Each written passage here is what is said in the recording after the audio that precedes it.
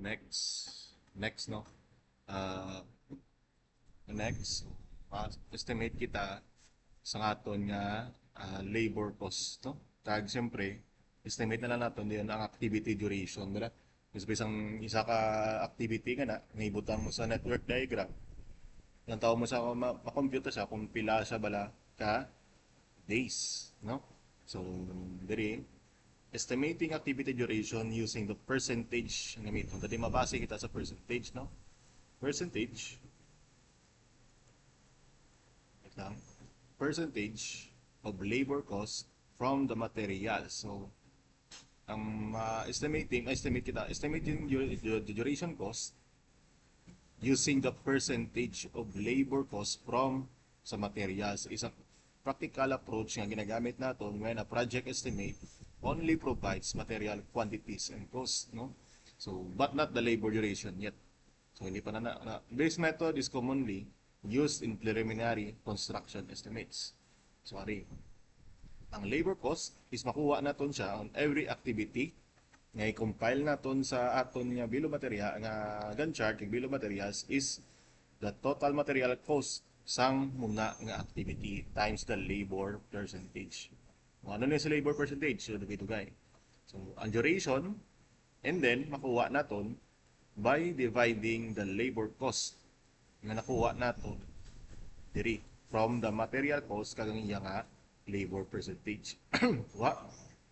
And then the daily labor cost is makuha naton siya if kung pila ma-compute naton kung pila ba lang gasto pilas tuson naton per day nga labor.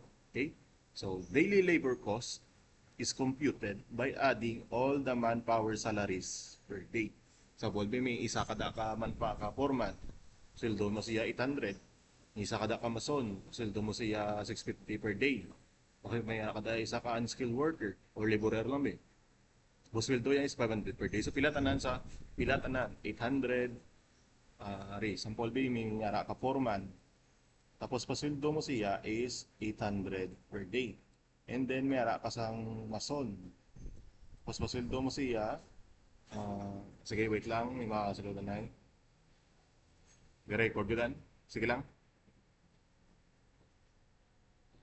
Pause. Wala ta.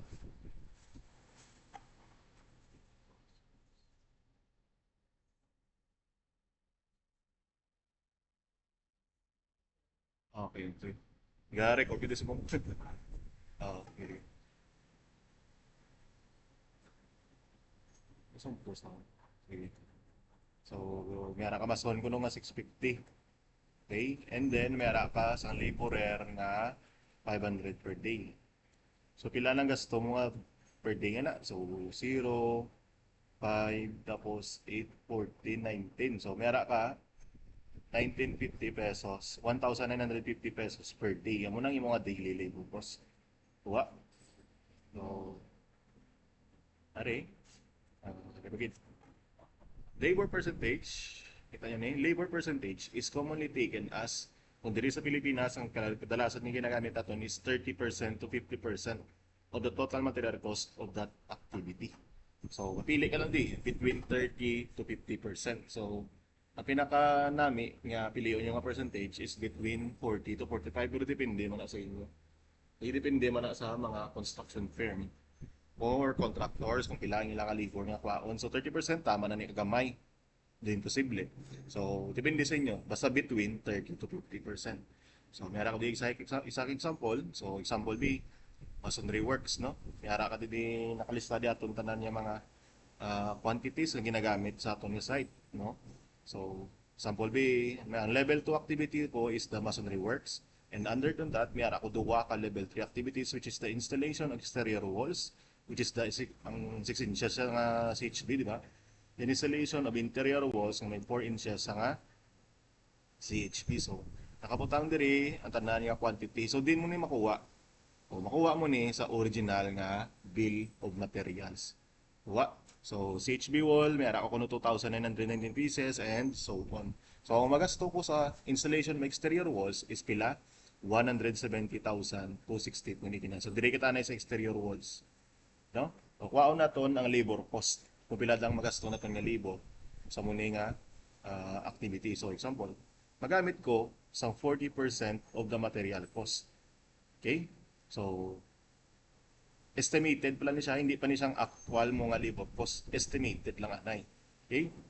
So for the estimated labor cost, 40% sa material cost, which is 170.260, pilaning 40% sa 170. No, pilaning 40% niya. Ara. So, kuha ko lang calculator. Kuha ko lang calculator ko para masabayan ka.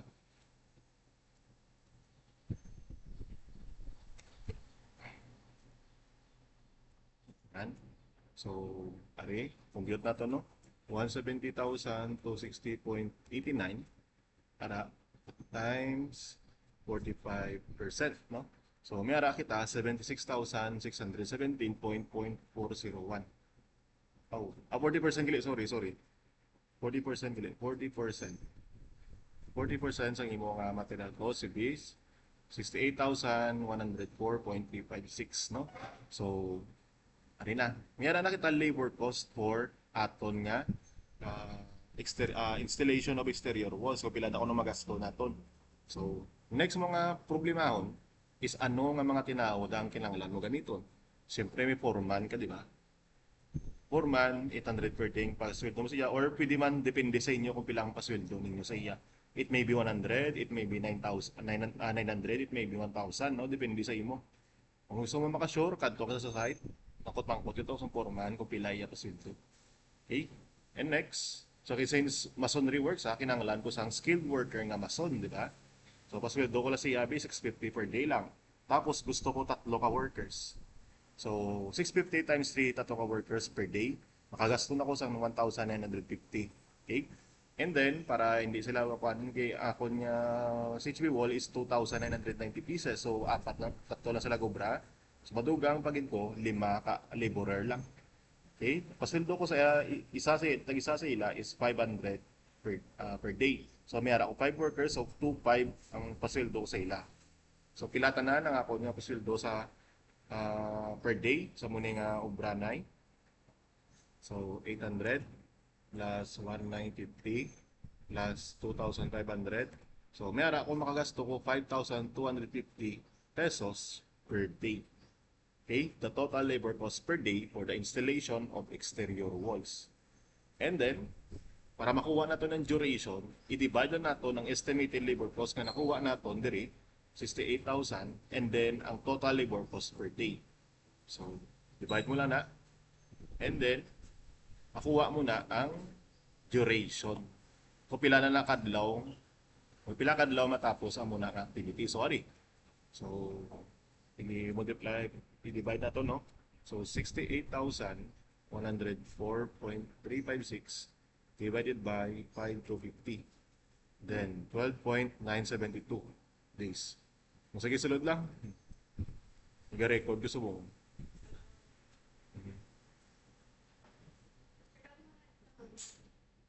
Nang kwan, midterm, why pa? Sa Monday guro Monday guro na. Wait lang. Ay mo post na.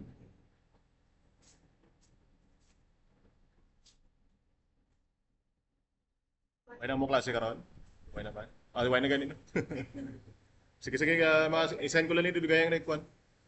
Ang recording ba? Ga-record yung sa mo. Okay, sige.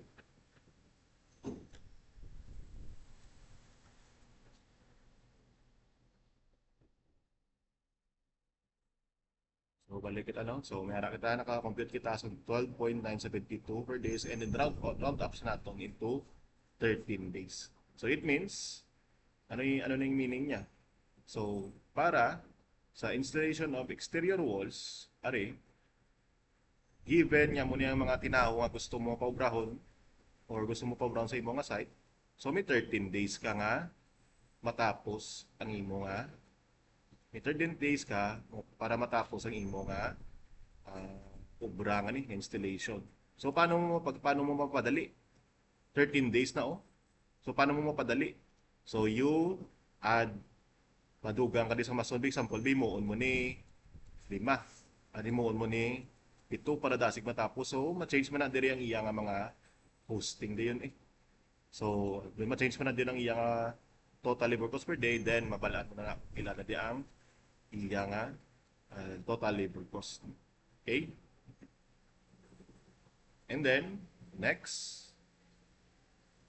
so, meron na kita para sa exterior wall. So, paano naman sa interior wall? So, interior walls, nakita kita din nga 58,000 to 45.79 pesos ang magasto sa materials, no? Para sa interior walls of 4 inches nga CHB. So, mumadyapon, estimated labor cost naton. So, kung anong magamit nyo sa una-una, dapat amo na nang gamiton sa tanan-tanan. Okay? So, 40% of the material cost is pila ang 40% sa 58,000. So, 58,000 to 45.79 times 45%. 40 gali, sorry, 40. Kaya ako muna. Mayroon kita 23,298.316. So, isip ka kung pila sino maupra sa site. Siyempre si foreman, 800 per day. Siya lang isa. Siyempre, Amazon, 650 per day. 2 kabilog. Gusto ko yung 2 kabilog. Or kung kulay makabilog, ya gusto mo may happy demand. Then, unskilled worker, 500 per day. Tatlo na sila naka-workers na yun. So, 1,500 per day. So, pila ang total labor cost per day? 3,600. I-add mo lang yung tanang-tanan. And then, para mabalaan mo ang duration niya, labor cost is 23,298.316. I-divide mo lang siya sa 3,600 na local labor cost. Then, we have here 6.472. So nga, wala akong nag-round down. Nga nag-round up ko. Nag-round up ko gyapon. Kaya since ang 4.72 is tunga ni siya sa adlaw, kung imuon mo na lang karon nga 6 days, makulang tong imo nga kwan, makapoy na yung mga tinaho. So imuon mo na lang, the best choice, imuon mo na lang 7 days. And then, for your interior walls, nobra na ida, may 7 days. And then, itali mo sila dayon sa imo nga masonry, sa imo na di nga bill o materials. I-add po din labor cost diri. So, hina, sa exterior walls, mera kita isa ka foreman, 3 ka mason, 5 kami laborer. Pila to kadlaw? 13 days. So, balik ko to wala, 13 days. 13 days. Isa ka foreman, 3 ka worker, 5 ka workers, 13 days. And then, iputang mo di, times sa ilang mga labor cost, or ilang mga pila pa sweldo nila sa adlaw.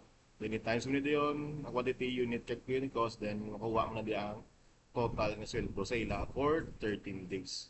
Then, add mo na din tanan-tanan para sa labor cost niya. So, may format man kita to sa aton nga plate number 2, kamo na lang to bahala. Pamutang. Okay? Hindi nyo magbagoon ng format, ibagoon yung format. So, ibalik ko na sa inyong plates mo. So, sa interior walls man, the same man. 7 days kagina to. Then, the same lang. Same process lang. Next, sa pag-example, so mayroon kita din for earthworks. So, for earthworks, mayroon kita 3 ka sub or level 3 activities, which is the structural excavation, nagkakalaga sa 17,000, like embankment for structural excavation, gravel bedding. So, the same man to kagina, no? So, diri, what we being estimated labor cost ko, 45% sa material cost. So, for the labor cost for the structural excavation, ano na, 17,267.40 times 45% mo lang. Then, maka-compute ka sa 7,770. So, double check nyo ba? I-double check it. Okay? So, example, excavation, kailangan lang ko isa ka foreman, 800 per day. Skilled worker, isa lang bi, 650 per day. Unskilled worker, duwa lang ka worker, kinanglan ko. So, pila tanan ang total labor cost per day ko, or daily labor cost. So, that will be 2,450 per day. Kuha. And then, para sa duration, makompute mo ang duration, labor cost over the total labor cost per day lang, the same man to kagina. 770.330 over the total labor cost. Then, we have this here 4 days. Okay? And then, for the structure excavation, embankment, yara kita, siyempre 45% Japon, 12,866. Ang 45% niya is 5,789. So, isa ka foreman, bikinanglan ko, isa ka skilled worker, 2 ka sunanan, may 2,450, then, yara kita 3 days. Liwat-liwat lang, kaliwat-liwat lang.